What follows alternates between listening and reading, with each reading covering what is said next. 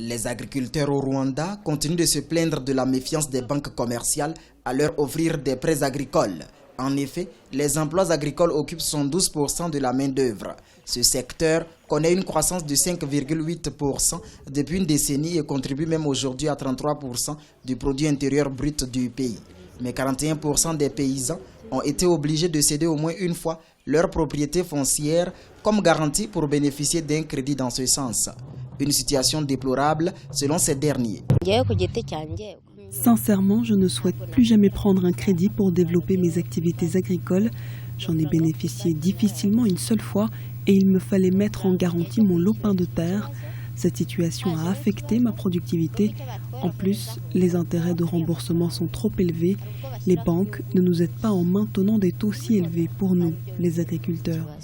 Le taux de remboursement des crédits au niveau des banques commerciales varie entre 14 et 18% au Rwanda. Les autorités viennent d'adopter une loi d'exonération d'impôts des services d'assurance agricole. Une mesure qui vise à inciter les institutions financières à mieux servir le monde rural. Mais certains analystes restent dubitatifs.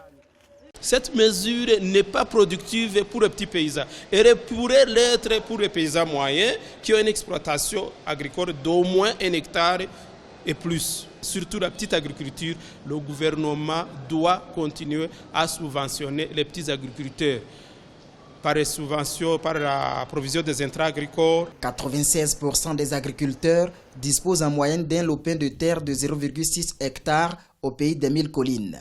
Le Fonds de développement des entreprises et la Banque de développement du Rwanda sont deux institutions qui se distinguent actuellement dans l'octroi de crédit aux paysans. La première a déjà aidé 15 700 personnes et la seconde a octroyé à ce jour 40 milliards de francs rwandais, surtout aux petits exploitants.